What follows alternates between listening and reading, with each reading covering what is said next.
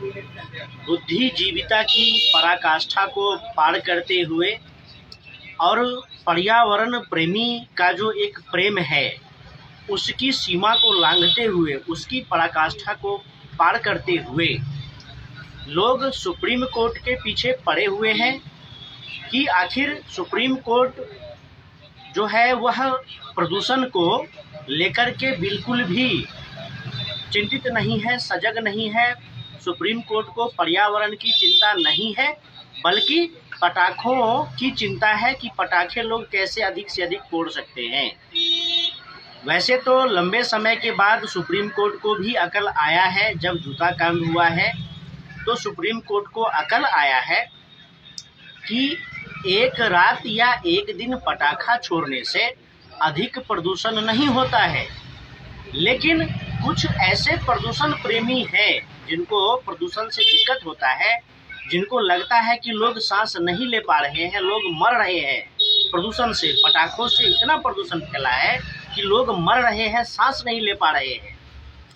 तो ऐसे जो पर्यावरण प्रेमी है, पर्यावरण प्रेमी क्या है? वो तो प्रदूषण प्रेमी है। प्रदूषण प्रेमी इसलिए कि उनको पटाखों से तो दिक्कत है, लेकिन वह यह प्रश्न कभी नहीं उठाते हैं कि इतने जो लाखों करोड़ों इंडस्ट्रीज हैं देश में, जहां से धुआं निकलता है, लाखों करोड़ों गाड़ियां चलती है सड़कों पर, जिससे साल भर धुएं निकलते रहते हैं, जहरीली गैसें निकलती रहती है। अगर पर्यावरण प्रेमियों को पर्यावरण की अधिक चिंता है, वायु प्रदूषण की अधिक चिंता है, तो वह इस बात को क्यों नहीं रखते कि लाखों करोड़ों गाड़ियां चलती है, लाखों करोड़ों इंडस्ट्रीज फैक्ट्रियां चलती है, लेकिन वो हाथ धोकर के पटाखों के पीछे पड़े हुए हैं। क्योंकि जब हिंदू अपना पर्व त्योहार मनाता है तो जिहादियों को, वामपंथियों को दिक्कतें होती ही है, और जो जिहादी वामपंथियों के चाटुकार होते हैं उनको और अधिक दिक्कत होती है। जो सही बात है, अब कोई सुप्रीम कोर्ट को घेर रहा है, कोई हिंदूवादी संगठनों को घेर रहा है, तो इससे क्या होने वाला है? कुछ नहीं होने वाला है। सुप्रीम कोर्ट भी सनातन विरोधी गैंग के दबाव में ही पटाखों पर बैन लगाया था, जिसमें अरविंद केजरीवाल सबसे ऊपर था। तो जो जिहादी है, वामपंथी है, कांग्रेसी है, जो ईसाई मिशनरी है, वह तो सनातन धर्म के पीछे लगा पड़ा है। उनको बस मौका चाहिए होता है। कभी सबरीमाला में महिलाओं का प्रवेश नहीं हो रहा है, सुप्रीम कोर्ट चले जाओ, और लंबे समय तक बहस होती है, और मीडिया को एक मौका मिल जाता है। जो सनातन विरोधी मीडिया है उसको मौका मिल जाता है सनातन हिंदू धर्म को बदनाम करने का। तो एक पटाखे के पीछे यह सारा सनातन विरोधी जमात लगा हुआ है, सुप्रीम कोर्ट के पीछे लगा हुआ है। आखिर सुप्रीम कोर्ट को भी पटाखे की चिंता है, पर्यावरण की चिंता नहीं है। अरे भाई साहब, आप इतने बड़े पर्यावरण प्रेमी हैं, तो आप इंडस्ट्रीज वालों को क्यों नहीं कहते? आप मोटर व्हीकल्स वालों को क्यों नहीं कहते? आप जाइए इजराइल को बोलिए, भाई साहब आप जो गाजा में इतना धुआं कर रहे हैं मत कीजिए। आप जाकर के रूस को बोलिए कि भाई साहब आप जो इतना धुआं कर रहे हैं मत कीजिए। आप जाकर के बोलिए अफगानिस्तान, पाकिस्तान को, जो आप लोग एक दूसरे को धुआं कर रहे हैं, क्यों कर रहे हैं? आप जाकर के बोलिए बलूच लिबरेशन आर्मी को, भाई साहब आप लोग पाकिस्तान आर्मी को धुआं कर रहे हैं, वह मत कीजिए।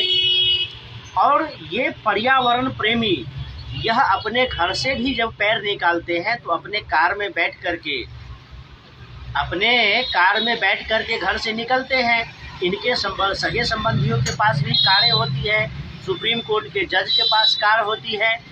आप कारों पर चलना बंद कर दीजिए, उतना तो प्रदूषण कम होगा।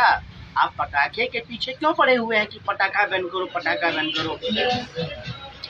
तो सनातन हिंदू धर्म का विरोध करना है, उसको सनातन हिंदू धर्म को नीचा दिखाना है, हिंदू पर्व त्योहारों को मलिन करना है, नीचा दिखाना है, तो बहानेबाजी है पटाखा।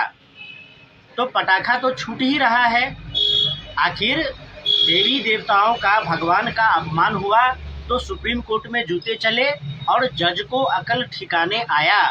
तो आज आवश्यकता है कि देश के युवा जागरूक हो और ऐसे एक तरफा पर्यावरण प्रेमी जो केवल दीपावली की पटाखों पर ज्ञान देते हैं, जो होली में पानी की बर्बादी पर ज्ञान देते हैं, ऐसे लोगों के लिए भी आप जूता भींगा करके रखिए और अपनी सुविधा अनुसार उस जूते का प्रयोग कीजिए। आप जूता भींगा, मैं कहता हूँ, मैं सनातनी युवाओं से कहना चाहता हूँ, मैं राष्ट्रवादी युवाओं से कहना चाहता हूँ कि आप अपने जूते भींगा करके रखिए और समयानुसार मात्रा अनुसार जो है आप दिन दिनांक समय तारीख निकाल करके और उस भीगे हुए जूते का उपयोग कीजिए।